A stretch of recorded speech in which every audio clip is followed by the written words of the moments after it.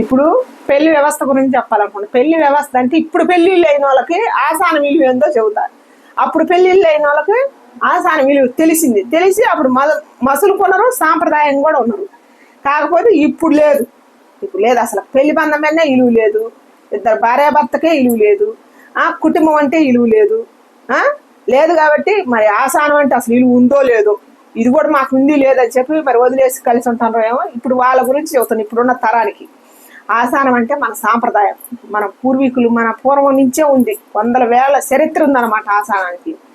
కొత్తగా పెళ్ళైన భార్యాభర్తలకి ఆసానం అనేది ఒక అడ్డు అంటే అప్పుడు ఆసానంలో భార్యాభర్తలు అనేది కాపురం చేస్తే ఒకరికంటారు పిల్లలు పుట్టేదని అప్పుడు చరిత్ర చెప్పింది. అత్త వాళ్ళు కూడా ఒక ఇంట్లో ఉండకూడదు, ఒక గణవం నడవకూడదు, నడిస్తే గొడవలు వస్తాయని చెప్పి అనేది చరిత్ర. ఏదైనా కూడా అప్పుడు కొత్త కోళ్ళు పెళ్ళైనాక ఆసానం వచ్చేది, అధిక మాసం కూడా వచ్చేది. అధిక మాసం వచ్చినా కూడా 2 నెలలు వచ్చినా కూడా అప్పుడు ఆ రోజుల్లో పోయేది పుట్టింటికి. ఈ రోజుల్లో 1 నెల వస్తేనే పోవటానికి అల్లాడి సత్తనరు. ఎందుకంటే అసలు ఆసానం లేదు, గీసానం లేదని అని ఆలోచన ఎందుకంటే తొందరపాటు నిర్ణయాలు. అట్టని కలిసి ఉండరు. 3 రోజులకే ముచ్చట అయిపోద్ది. ఒకరి మీద ఒకరు నమ్మకం ఉండదు, ఒకరి మీద ఒకరు గౌరవం ఉండదు. ఉండనప్పుడు ఆసానం మీద ఏం నమ్మకం ఉంటుంది ఎట్టాటి వాళ్ళకి? ఎందుకంటే వ్యవస్థ పాడు చేస్తున్నారు కదా, ఆలోచనలు ఎక్కువై, తెలివితేటలు ఎక్కువై. అందుకని దయచేసి ఇప్పుడున్న కొత్తగా పెళ్ళైన నవదంపతులకు చెబుతున్నా, సాంప్రదాయం పాటించండి. ఆసానం అంటే మన సాంప్రదాయం, గౌరవం, మర్యాదలు ఇవ్వండి. దయచేసి గర్భాధారానికి ముఖ్యమైన పాయింట్ అన్నమాట ఇది. ఆసానంలో ఉండకూడదు. ఉంటే తెక్కల పిల్లలు పడతారు, అట్టాడి పిల్లలు పడతారు, ఇట్టాడి పిల్లలు పడతారు అని మన పూర్వీకుల నుంచి మన పెద్దలు చెప్పేది. అసలు ఎందుకు పెద్దవాళ్ళు ఏ విధంగా చరిత్ర పెట్టారు? చరిత్ర అంటే పూర్వం నుంచి వచ్చినాయి, ప్రతి ఒక్కటి వచ్చింది. ఎందుకంటే ఇప్పుడున్న సన్నాసులకు మీకు తెలియదని అప్పుడున్న పూర్వీకులు వచ్చిందనమాట. వచ్చినా కూడా చెబుతున్నా కూడా వింటలేదుగా. ఏడంటారు లెక్క అయితే ఉండకూడదు, ఉండలే. కొత్త కోళ్ళు పోయేది, పుట్టింటికి పోయి మళ్ళీ ఆసానం అయిపోగానే తీసుకొచ్చి ఘనంగా తీసుకొచ్చి చేతి నిండా గాజులు వేయించుకొని, తల నిండా పూలు పెట్టుకొని, పట్టు చీర కట్టుకొని, సలిబిడి సంకన పెట్టుకొని, కొత్త బిందన్నా కొత్త స్టీల్ బకెట్ అన్న సలిబిడి పెట్టుకొని వచ్చి అత్తగారింటికి వచ్చి మా కోళ్ళు వచ్చింది. అత్త కూడా అప్పుడు ఇంకా ఏం చేస్తా, కోళ్ళు వచ్చిందని చెప్పి సంతోషం ఆపట్లేక చల్ల జరిపి పక్కన ఉన్న వాళ్ళు అటు 10 మంది ఇటు 10 మందిని వేసుకొచ్చి కోడలు తెచ్చిన సలిబిడి అందరికి పంచి పెట్టేది. అప్పుడు కోడల్ని పరిచయం చేసేది అనమాట. అప్పుడు ఆ రోజుల్లో ఆ కోళ్ళు వచ్చిందని అంత ఇలువ ఉంది, ఆసానానికి అంత ప్రాధాన్యత ఉంది. అందుకని దయచేసి పూర్వం నుంచి వచ్చే సాంప్రదాయాలు పడగొట్టకాకండి. ఆ రోజుల్లో పడగొట్టలేదు కాబట్టి 100 ఏళ్ళు కాపురం చేశారు.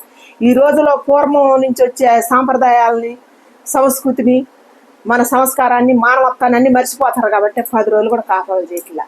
సంపుకోటాలు, సావటాలు ఎక్కువైపోతున్నాయి. ఒకరి నుంచి ఒకరికి నమ్మకాలు పోతున్నాయి. అందుకని దయచేసి పూర్వం సాంప్రదాయాలు నిలబెట్టాలని నేను కోరుకుంటున్నాను. మీ పిల్లల భవిష్యత్తుకు కూడా మీరు ఇవ్వాలని కోరుకుంటున్నాను. కాదమ్మా, ఇప్పుడు ఆషాఢం వచ్చినప్పుడు మరి ఆడపిల్ల తల్లిదండ్రులు వాళ్ళ ఇంటికి వచ్చి ఆడపిల్లని తీసుకెళ్ళాలి కదా. మరి అలా తీసుకెళ్లకుండా చాలా మంది డైరెక్ట్ వచ్చాయని చెప్పి అంటారు. మరి అలా ఏమంటారు? లేదు, అది మూర్ఖులు మాట్లాడే మాట. ఎవరు అన్నారు? ఆషాఢం వస్తే తల్లిదండ్రులు వచ్చి తీసుకొని పోతారు. తల్లి అని వచ్చి తీసుకుపోతే, తండ్రి అని వచ్చి తీసుకుపోతారు. తండ్రి లేకపోతే తోడబుట్టినోడు అని వచ్చి తీసుకుపోతారు. వాళ్ళు కూడా లేకపోతే ఆడపిల్ల మొగుడు వచ్చి తీసుకొని పోతారు.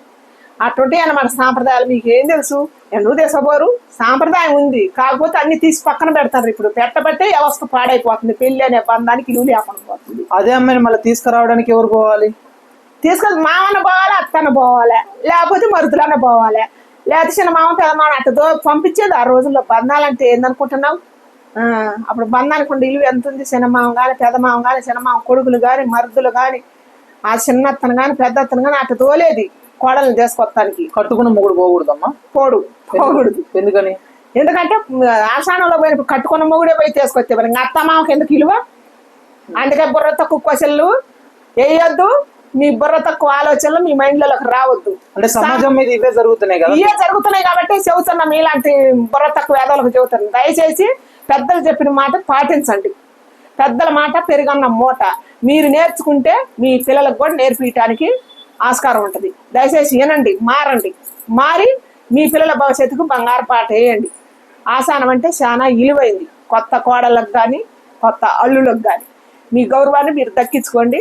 వాళ్ళ గౌరవాన్ని వాళ్ళకి ఇవ్వండి.